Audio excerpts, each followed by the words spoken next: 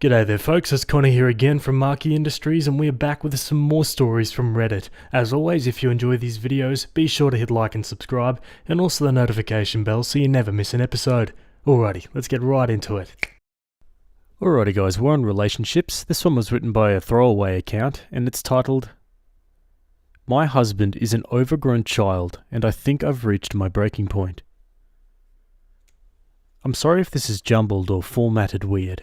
Our most recent fight just happened and I'm still upset, and I've never posted something this big using Alien Blue. We've been married for 4 years, together for 7. We have 2 kids, a daughter, 4, and a son, 2. I'm really not sure where to start. My husband is an overgrown child. He just doesn't know when it's time to be serious. This is the only problem in our marriage.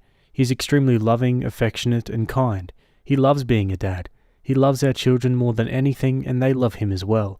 He's constantly playing with them, and I think this is where issues start to arise. My husband cannot understand when it's time to put playtime on pause.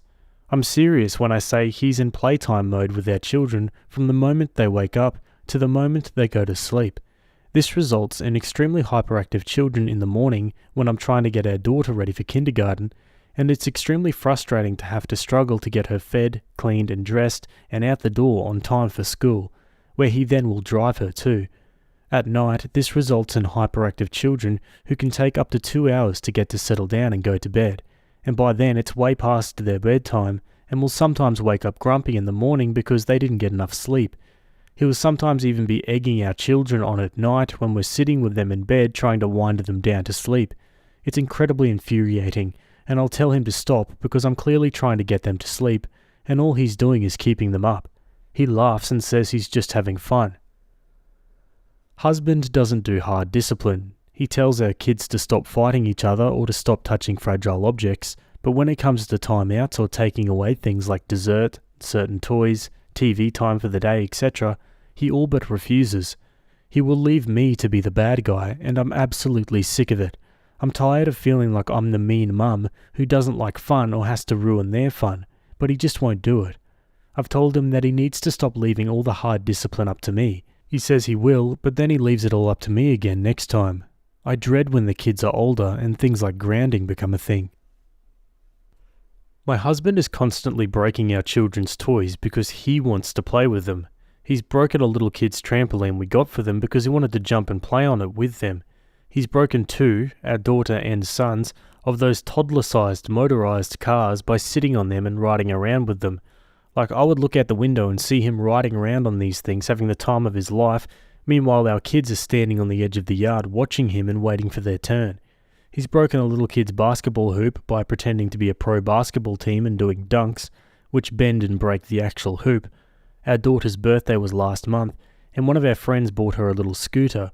My husband broke it within a week because he wouldn't stop playing and doing tricks on it every time he stepped outside the house for something. Our daughter was devastated because she loved that thing, even more so because she loves our friend who gave it to her, so to her it was extra special. I also feel terrible that this toy my friend spent her money in was destroyed by my husband before my daughter barely got any time to play on it. Now, my husband is 6 foot and about 20 pounds overweight. He has absolutely no business playing on these children's toys, and I've told him time and time again to stop playing on them because they aren't made for a person his size, and that he will break them. And then he does, and he'll sheepishly carry the broken toy into me and say, sorry, but then he's back at it again, destroying another toy shortly after. We got our daughter a bike for Christmas so she can start learning, and I don't even want to give it to her because I know he'll ruin it for her like he always does with their toys. These are just some of the bigger broken toy examples. There are also countless smaller things of theirs he's broken, like balls, dolls, little cars, a dollhouse, a slide, etc. He's always making our kids play with him, even when they clearly don't want to, or just want to chill out and relax and sit and watch a movie. This mostly applies to our son, who is much more introverted and sensitive than our daughter, and usually prefers calm and quiet interaction over the loud and hyperactive playtime my husband always does. A handful of times he's frustrated and overwhelmed our son by continuously pushing son to play with him, resulting in son starting to cry because he just wants to be left alone. Now, finally, onto what prompted me to post here. My husband is always telling our kids and everyone else that our kids are his best friends. Since our daughter started learning to talk, he's trained her to answer the question, "Who's your best friend?" with Daddy. Our son is in early stages of talking, and he's starting to train him to do this as well. At first, I didn't see any issues with this and actually thought it was cute, but our daughter has made a really good friend, 5, I'll call her Emily, at school this year.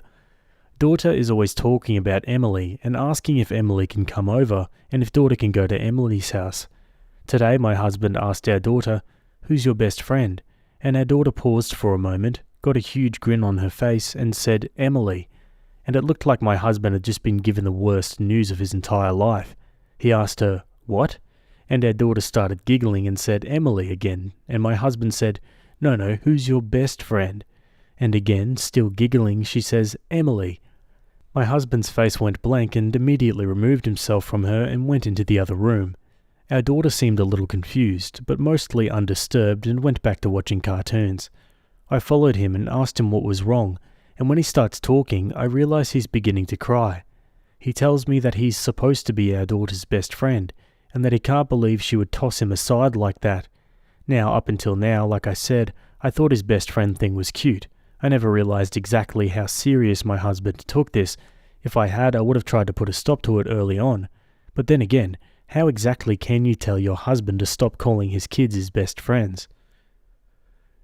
Anyway, I was a bit shocked at this point, and I admit I didn't use as much tact in my response as I probably could have, and ask him if he's serious. He says, "Of course I am," and I tell him that he's the parent. He's not supposed to be a best friend to his kids. He's supposed to be the parent, and that he's 29 years older than our daughter. Of course she's going to eventually make friends her own age and start considering them as her best friends. He tells me I don't understand, and I told him he was being ridiculous and childish. He looks at me as if I just slapped him and tells me I'm being heartless and accuses me of not wanting him to have a good relationship with their kids and leaves the house early to go to work. I have no idea what to do. I almost feel ridiculous because how can someone have an issue with their husband loving their kids? I feel insane, and I haven't been able to talk to any friends about this because I feel like they'll all be like, "So you're mad at your husband for playing with your kids? What's wrong with you?" But I just don't know what to do anymore. I don't know how to address these issues with my husband in a way he'll understand, so he'll start being reasonable about them. I also feel extremely anxious about everything now, because my husband and I have been trying for the last 2 months to conceive another baby, and now I don't want to bring another child into the world without having this mess sorted out. But I know telling my husband I want to wait on his 3rd child will devastate him. Edit, since it's being asked a few times, I'm just going to put this here instead of typing the same comment over and over. My husband's relationship with his parents growing up was, in his words, great. He has 3 siblings, all successful adults, and his parents' interaction with our kids now give no indication that they are the reason my husband doesn't seem to be able to grasp parenting himself. Yeah, it's a tricky situation, but he seriously needs to disentangle himself from the whole friend aspect of his kids. Like Opie said, he is the parent first and foremost. He's the adult. He needs to start acting like one. This includes disciplining them and obviously not riding kids' tricycles around. Let's go to the comments. I think only couples counselling can help this. He needs to hear this from an objective third party. Have you tried pointing out he's hurting them by breaking their toys and the lack of downtime could make them ill? He's their father, not their friend. Makes me wonder how his own dad was. Opie replies, I did point out to him when he broke our daughter's scooter how upset it made her, and he seemed to genuinely feel bad about it and apologised to her. He went out and bought another one for her a week later, but I've still caught him riding around on it. I haven't thought about going the sick children route though. Thank you for the suggestion. Among all the weirdness, I really think you need couples therapy, even just for the way he's throwing you under the bus by making you the bad cop when it comes to discipline, etc., and practically depriving you of the chance to have fun with your kids. It is really insulting towards you that he thinks it's okay to rile the kids up when you're trying to get something done or get them to go to bed. Having your husband undermine necessary parenting activities is not normal, and you're not crazy. Tell him there will be no third kid as long as there is only one actual parent. Did you date for long? Were there any previous signs of emotional immaturity? You're right, he's supposed to be their father, not her best friend. His response suggests he may have a skewed view of his role. The only person he needs to be his best friend is you. When little girl becomes adolescent, that best friend crap has a high chance of coming back up, when she needs daddy on her side and he's willing to do anything, including take her side over yours, when he shouldn't, just to fill whatever this emotional need is of his. He needs therapy, or at the very least a book about parenting and boundaries, child development, that kind of thing. Why humans assume we can jump out of that plane with no chute will never cease to boggle me. Opie replies, "We dated for 3 years. He's always been a bit of a goofball, loved play fighting, teasing, etc. I never thought it was an issue then, because he seemed to have a better grasp on controlling it then. But once kids were in the picture, it's almost like he forgot how to be an adult. I thought about therapy, but I've never looked into therapy before, and I have no idea how to go about picking one. Are there special kinds of therapists for this, or do you just go to a general one? And how do I bring this up to my husband? Like, I feel like your relationship with our children is getting a little intense and inappropriate. Just sounds so wrong and harsh." The thing is, his behaviours aren't about loving the kids or being fun dad. At this point, his actions are really about him. What I mean is, he's not saying the best friend thing because he loves his kid. He's doing it so he can feel like he's the bestest, most important person. From your description, he's not playing with the kids to share time with them. He's playing with them because he himself wants to play with toys, as evidenced by the fact he breaks their toys, monopolizes them, and doesn't stop when it's in the best interest of the children. Like they're tired, they want quiet time. They're standing on the sidelines watching him play with their toys. He doesn't want to discipline because that's not fun dad, and he enjoys the ego boost of them liking him and being his best friend. Yet he doesn't seem to care about the long-term resentments he's creating, such as, "Dad breaks my toys," "Dad is selfish," "Dad didn't teach me good healthy habits, so now I have a sleep disorder," not to mention the resentment and rift he's creating in his marriage, which you rightfully point out will only do worse damage the older the kids get, setting yourselves up for a very negative family dynamic. The issue is not that he loves his kids. The issue is that the way he is loving his kids is by trying to be one of them. You really, really need to get him to a psych eval. This level of stuff, as you describe it, is not healthy for a man in his 30s. Yeah, all sound advice. Okay, on to an update, 1 month later. A few things first. I just want to thank everyone who commented on my original post. I got overwhelmed with the amount of responses while on mobile. I had no computer when I posted, and stopped replying, but I read every single comment and story. I've received a few PMs asking for an update, and I'm sorry it's so late. This update would be extremely long if I typed every single detail, and still is kinda long, whoops, so I'm going to try to condense it. So I sat my husband down the night he got home from work after posting my original post, and we had a long talk. Again, this would be incredibly long if I wrote all the details, so I'm going to summarize and go in the order of my points I made in my original post. Keep in mind, our talk didn't follow the order of my post, so I'm sorry if anything seems confusing, since it would have been discussed out of order. On not knowing when to pause playtime, I told him that I know he loves playing with the kids, and I love that he loves playing with the kids, but that I really need him to work with me during bedtime. I also once again pointed out that their lack of sleep is making them grumpy and harder to manage in the mornings, and that they're growing and need their sleep. He's had a couple slip-ups since, but he's cooled it down around bedtime now, and makes more of an effort to help me with bedtime. He's started reading to them instead, I used to do it, and is 20 times better than me at it because they love the funny voices he gives the characters. On discipline, I told him it's not fair of him to constantly make me feel like I'm the bad guy, and that no parent likes disciplining their kids, but they need it to learn and grow into good adults, and that I need him to be united with me on punishments. He's having a little trouble with this one, but has been trying more, which I appreciate. On breaking their toys, I, again, told him that I know he loves playing with our kids, but he needs to stop destroying their things. That not only is it upsetting them, but it's causing us to needlessly spend extra money to replace things that we don't need to be. I took this part of the talk to suggest we finally get a full-sized trampoline like we'd been talking about for a little while, and that he should dig out his bike from the garage so he can ride with our daughter when she learns. We're both probably more excited about the trampoline than the kids, lol. We talked more about this topic, but these are the most relevant points. He realised he goes a little too far after I described the scene I wrote about in my original post, with him riding around on their little cars while the kids are standing on the sidelines. I'm also happy to report he has stayed off our daughter's new bike. on making the kids play when they don't want to. He agreed that it wasn't cool of him to push just because he wants to play. I told him our kids are people, and just because they're kids doesn't mean they don't deserve to have their boundaries respected or time to themselves. And now onto the best friend thing. This was the first thing we discussed. Long story short, he was feeling hurt and generally having a little trouble accepting our daughter was growing up. This is really the first big thing she's done or said to show that she is in fact growing up, and he just wasn't expecting it and handling it very poorly, which he knew he did. I took a line from a comment on my original post and told him our children will have lots of best friends in their lifetime, but he will always be their only dad. This visibly comforted him, so thank you to whoever it was who wrote that. I took a suggestion from someone on the original post and suggested that he call up his own parents and ask them for advice on how they handled watching 4 kids grow up and leave the nest. He really liked this idea and has since done so. I also showed him stories commenters on my original post shared about their relationship with their parents growing up. I told him that I'm not showing him them because I think he's going to become like those parents, but that I think it's important he sees the children's side of things. These stories hit him pretty hard, which led into this. So I left something out of my original post that I didn't realise was relevant.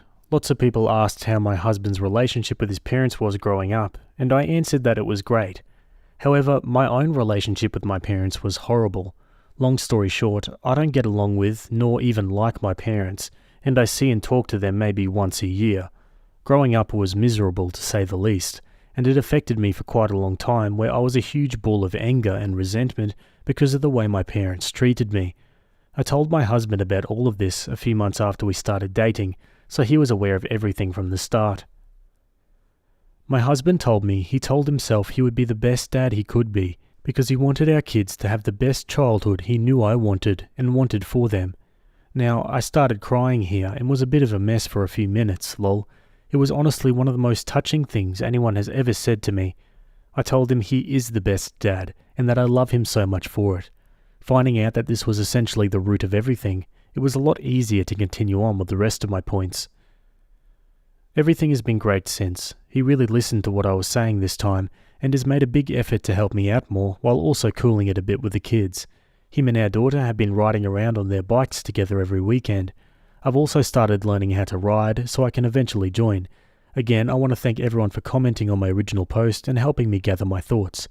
I thought a few things said about my husband were a bit extreme, but I realised that's something that happens when people give advice on a situation they only have so much info on. Now for some final comments. Installment number 1 had me thinking that if they separated, Opie should be on the lookout for Scottish nannies who seemed too good to be true. The paragraph about this grown man riding on kids' toys until he breaks them was absolutely wild. I hope these behaviour changes lasted. This post could have been written about my stepfather, though he had a lot more deep-rooted demons than Opie's husband seemed to have. My mum fell for him because of his whimsy and Peter Pan mentality, her words, and wound up leaving him because of his refusal to treat his ADHD and his emotional immaturity. He was so impulsive and thrill-seeking and reckless that it led to, trigger warning animal abuse, him running over our puppy's leg with an ATV. Thankfully he made a full recovery. When I was 9, 10, 11 years old, I adored that man. He was the fun grown-up, and my father was absent enough for me to love his attention. Then I was 12, 13, 16, watching him not parent his daughter, my half-sister, and learning that he was not someone who could be trusted to handle anything. My sister is now almost 15 and doesn't take him seriously. She's annoyed by him, she thinks he's immature, she thinks he's self-absorbed, and even though they have fun together, she's been using the phrase small doses since she was 10.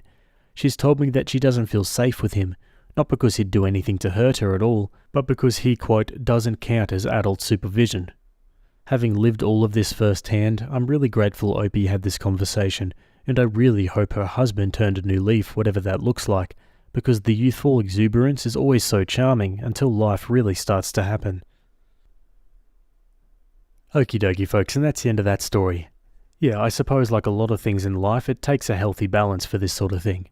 What about you guys? Let me know your thoughts down below. Anyway, we're going to leave that one there and move on to another story. Alrighty, jumping on over to Am I the A-Hole? This one was written by user Sanity and it's titled Am I the a-hole for not wanting to go to a theme park with my brother since he's in a wheelchair? Hi, I'm not a native English speaker, so some quotes have been roughly translated. My 19 female little brother, 10, broke his ankle literally this week on Monday, so he's bound to the couch or a wheelchair right now since he has to keep his foot up. I live with my parents, 49 and 45, and we all had planned a family trip to a theme park 2 hours away this Monday, which would be a week after the break. My brother had been talking about it for weeks. It would be the first time he would get to ride a particular roller coaster, since he was too scared before, but now he was brave enough. He was so excited, but then he broke his ankle. My parents, however, are still determined to go on this trip on Monday, because our tickets could not be postponed. Also, they say they really want to go. My brother would have to find a way to sit in a car for 2 hours on the way there and back, while keeping his leg high, being safe and being comfortable. Hard, but maybe not impossible. The problem, however, arises at the theme park itself. It's lovely. However, my brother can go on exactly 5 rides, which includes an animatronic show and a 4D movie. The other rides are not wheelchair accessible, and he can't walk right now. Of these 5 rides, he'll enjoy maybe 3. I think it's extremely sad to put this boy near all the coasters he's been excited about for months now, and confront him with all the things he cannot do. I told my parents this, and they went bat crap on me. I was egotistical and mean, and I just didn't want to go because I didn't love them or him, etc., which is not true. I just don't want to go with him right now. We should go later. My parents had already stated that we would go again when he was better, just also now. I still don't like that idea. I even came with a list of fun activities that were wheelchair accessible, but they said that no, they really wanted to go to the theme park. When I brought the bad news about the coasters to my little brother, while trying to be as sensitive as I could, he started crying and said that it wasn't me. He was just sad that he would miss out yet again, which shocked me because it was so mature, but also cute and sad. My mum got mad, saying I was going to ruin the day for them before it even started, and got mad at my brother for crying because there were other fun things. He got tantrumy and said, "But not the coasters." But after some of my mum's convincing, he said, still crying, "Okay, Mum, I'll still go for you. Stop being mad because I said I'll go." Which broke my heart. I just don't think it's a good idea, and we're better off postponing the trip rather than confronting this 10-year-old with all the things he wants to, but cannot do. Also, my brother has been very sick because of the pain and the loss of sleep, so he's been vomiting and crying a lot, and being 2 hours away from home is quite a lot if you're all of a sudden nauseating. My boyfriend's family side with me, but I feel like I'm going crazy. So, am I the a-hole? Yeah, I don't know. Like, obviously OP's not the a-hole. She's just trying to be empathetic, and she's being really kind towards her brother. I think the parents are weirdly adamant about going, but I can kind of understand if the tickets are non-refundable, and also considering all the logistics that they've probably already worked out. Yeah, I don't know. Let's go to the comments. I came here thinking you'd be the a-hole for being ashamed of having to be seen with your brother using a wheelchair. Instead, you're being a super-duper sister who is totally not the a-hole sticking up for your brother because the trip isn't going to work for him because he won't be able to do much. While it's good for him to get out and about even with a broken ankle, a theme park is a daft choice. Opie says, "That's what I've been saying. We have a miniature version of our entire country here, which is also like a fun day trip, and you only have to be able to watch the fun details and just stroll around. He won't be missing much of anything. I'm not ashamed of any wheelchairs, and I'll never be. I actually think he's fun in his wheelchair, and so does he. Haha. We do soft wheelies while my parents aren't looking." You have a mini town? Damn, where do you live? The Netherlands. Madurodam is like a miniature of the entire country, which is not big. It's a blast. Some comment says, "Oh, Madurodam is amazing." It is. My parents are saying, "Yeah, but he's in a wheelchair, so he might not see the miniatures." He's in a wheelchair, not blind. All of a sudden we care about his wheelchair when it comes to the miniature country, but not when it comes to a whole-ass theme park. Not the a-hole. First, you should absolutely double-check about postponing the tickets. If they have so few activities that are wheelchair accessible, then it's only fair that they allow you to use the ticket when you can make full use of the facilities. But you brought up valid, thoughtful points to your parents. If the point of the trip is for the family to enjoy it, then postponing it for another time is the smart decision. Even if your brother was able to do everything he wanted to, it seems unlikely that he'll enjoy the trip overall given his current pain and exhaustion. Opie replies, "My parents won't look into postponing the tickets. They say that they had a 6-week deadline ending next Friday. Like, sure, that's the rules, I guess, but customer service might bend the rules a bit for an unexpectedly injured 10-year-old. At least try. Not the a-hole. The theme park is not accessible for all. I do understand your brother's disappointment. However, from what I understand, his being in a wheelchair is only temporary. Am I correct? Tell your brother that there's always next time. And when he's well enough, take him to the theme park and let him enjoy everything. Opie says there is always a next time and he knows it. I just don't want him to experience a bad day this time. I'd rather go once later than go once now and also later. Yeah, so your parents are clearly the a-holes here. Is it possible for you to take your brother somewhere else for the day since you're 19? Opie says, this is a really good idea. I can always try, but my parents will lose the money of 2 tickets then, and I think I'll never hear the end of it. And I don't have my own car. That's not common here. I do know how to drive though, so if I can borrow a car, maybe I can look into it. Not the a-hole. You went out of your way to compromise for your brother. You sound like a sweet sis. My wonder here is why your parents want to go so much that they're acting like manipulative kids about it. Also, while he should go outside and get his body better, a theme park isn't a wise choice. I once went on a non-refundable trip 3,000 miles away a week after a car accident injured me pretty badly. Let me tell you, it was miserable, and I was an adult on crutches, not a kid in a wheelchair. You're looking out for your little bro and his fun. It's super nice. Opie replies, I think my parents want to go out because they're really stressed. My brother hasn't been able to sleep well because of the pain, so he's often awake during the night. He's up right now and I hear my dad going, not again. And my parents stay up with him because he often throws up also, so they've been stressed and want to get out. I get that, but is a theme park really the best thing? I'm down to babysit my brother for a day while they go to a spa or something. They go often, for them to relax, but a theme park is such a bad idea. And also, don't yell at your kids, especially when one's in a wheelchair. Not the a-hole, and your parents are wrong for pushing this trip on your brother now. Poor kid. It rubs it in even more to feel awful and not be able to do what he wants at the park. If your parents are worried about the cost, most parks will postpone tickets for medical reasons. You did absolutely nothing wrong by pointing out the situation. Your parents sound like they're in denial here. The list of other wheelchair-friendly, closer-to-home things you could do instead was a sweet thought on your part.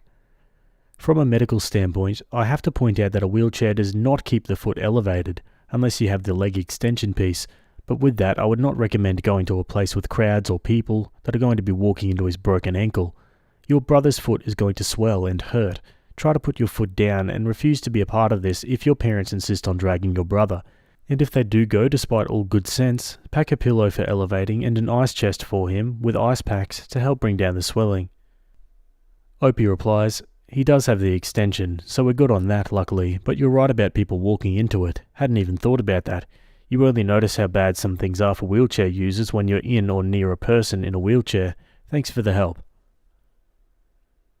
Not the a-hole, but can you call the place and tell them about the broken ankle? Ask to talk to a supervisor. Maybe they will exchange the tickets.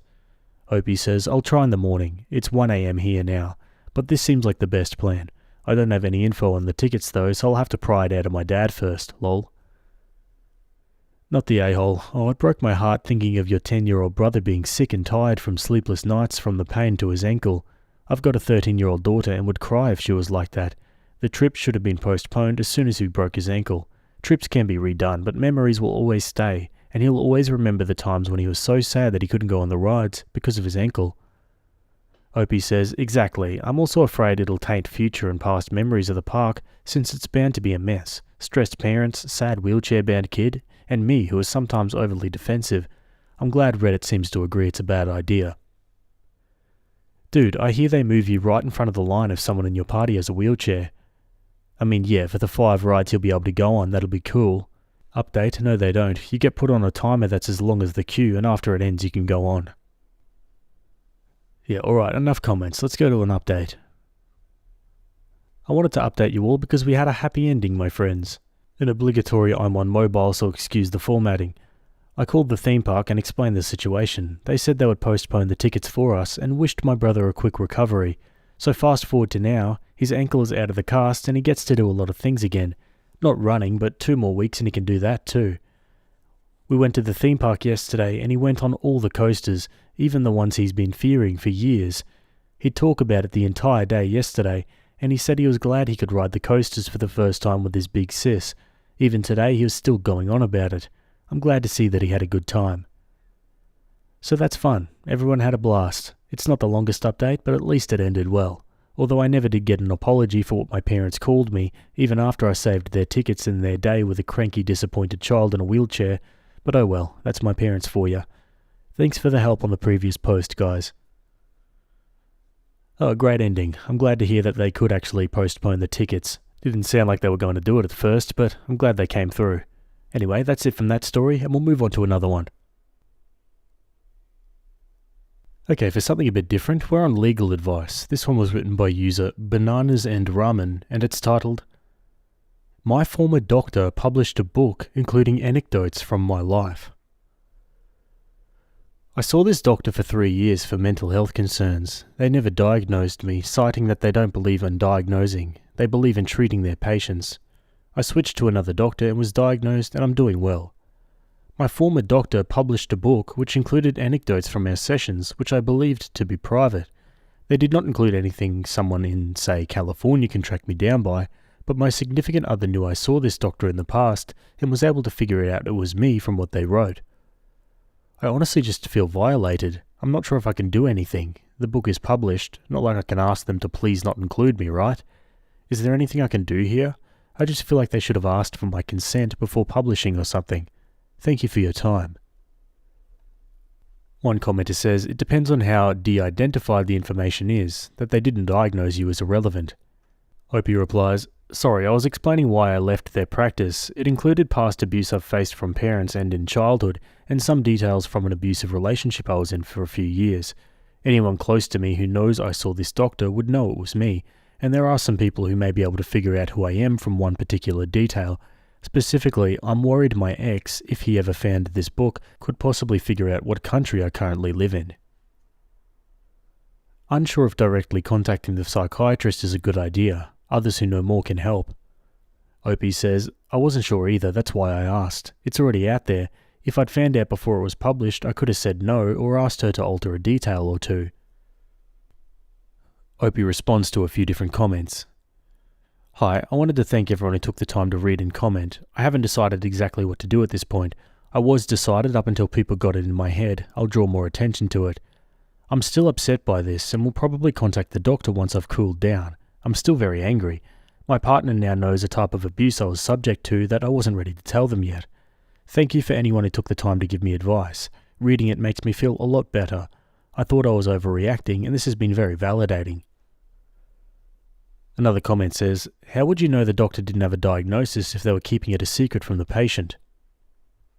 Opie replies, hi, she did diagnose me. She made the choice not to tell me my diagnosis because she was afraid a life sentence to being sick might make me spiral. She wasn't wrong at first, but by the time I left I'd figured out what was wrong with myself. I harbour some resentment there, but it doesn't seem relevant to the book situation other than explaining why I chose to leave the practice, since she was otherwise very helpful. That being said, I'm choosing to reply to this comment to publicly announce it should not have been my doctor's choice. I asked her multiple times. Since learning what I have and understanding my symptoms, I have improved vastly. I know what to look for, and I understand that I'm not just a colossal failure. I have a genuine chemical imbalance, and my brain chemistry was probably changed from a young age due to my childhood. In other words, I feel in control now. I feel empowered. Before, I felt completely out of control because I did not understand what was happening to me. I don't hate her, but it was the wrong approach for me, and it's something I get touchy about. Solving the mystery gave me back a life, not the life I expected, but it's still miles better than the hell I was living. What the hell? Purposefully withholding a diagnosis from a patient? That's got to be illegal, right? As far as like doctor laws go? I don't even know. Opie makes an update 1 month later. I called the doctor. She said I signed something my very first appointment giving permission for her to do it. I'm upset by that. Even if I did sign, I spent my first session crying and begging for help so I wouldn't hurt myself. It was the wrong time for me to be agreeing to anything, and frankly, if I'd been in the right state of mind, I'd never have signed it and would have left and found someone new. I didn't ask to see it. I just want to wipe my hands of this. My significant other dumped me over something he learned because my baggage was just too much. I just want to move on with my life. Anyone who asks now that it's out there, I'm just saying it's my private business and to drop it. Anyone who doesn't deserve a place in my life anymore. Bumped my therapy up to twice a week for a bit. Thank you to everyone who gave advice. Biggest thing to take away? Read everything I sign. This was my own fault. Opie adds more in the comments. Hello, I'm getting a lot of PMs, so here I am. I'm done. I can't handle anything more. I lost the guy I thought I might marry. He's making my life a living hell, telling all my friends that it was me. People are picking up her book just to gawk at my sordid story. I'm being made fun of that I still wet the bed well into my 20s. I'm done. I don't ever want to think about this again. It's just dragging me down to a place I can't let myself be in anymore. I'm sorry that's not what people want to hear, but I can't bear this anymore. Maybe one day when I'm in a better place I'll look into it, but for now I need this to be over. Thank you everyone. Edit, I'm such a wreck it took me until 1 AM to even fully read this thread. I can't handle trying any sort of legal battle right now. I had to get drunk to even call her, but I'm reading everything and saving everything relevant just in case. I'm not saying I'm not going to look into doing anything. I hate what she did. I just can't right now. I'm sorry that's not what I should be doing here. Another comment says, it's unfortunate, but at the same time, her partner at the time showed their true colours. It sucks, but long term is better for OP. OP replies, as far as I'm concerned, my ex can go F themselves. Facebook blocked, Jim the hit, and I can't remember the last part of the saying, he can go screw himself. Yeah, I agree, they sound like a prick.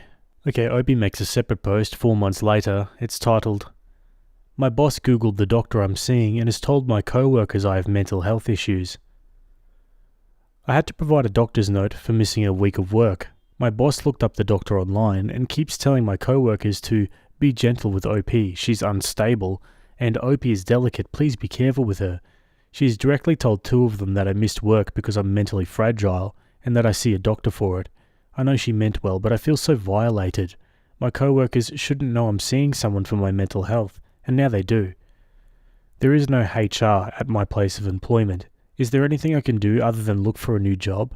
I haven't had the chance to bring this up to my doctor, but I will at my next appointment. Thank you for your time. Opie comments further. Being violated in this regard is becoming the standard for me. I posted a while back about my old doctor writing a book with my stories in it. If anyone cares, I got her fired. I'll let you know why I'm leaving when I do. If the owner can't do anything for me, maybe he'll transfer me to another location. Oh well, good to hear that the doctor got fired. But yeah, I wish there was a way out of this where Opie doesn't have to leave her job. But yeah, maybe she can get transferred and all will be well. Fingers crossed. One comment says, oh frick, I remember your post. You can't win for losing on your mental health staying quiet. I'm so sorry, OP. Hang in there. OP replies, I had to frickin' move over that. I'm still ticked. They fired her and offered me a year of free therapy with someone else. Lol, no. It isn't worth putting a label on myself. People just don't take you seriously anymore once they know you're crazy, especially in a professional environment. It is, excuse my French, none of their frickin' business, no matter how much they want it to be. I've been crazy my whole life. It sucks when people find out and just don't treat you the same way. A depressive episode is, in my opinion, worse to deal with personally than when I was bedbound with the flu and bronchitis for 2 weeks. Yet no one treats you the same when they know you are home depressed instead of sick. Now for an update on the doctor. I can't get too into the details for privacy reasons, but I'm definitely hammered and celebrating and remembered I posted here. As a reminder of my last post, my doctor included anecdotes from our sessions in her book.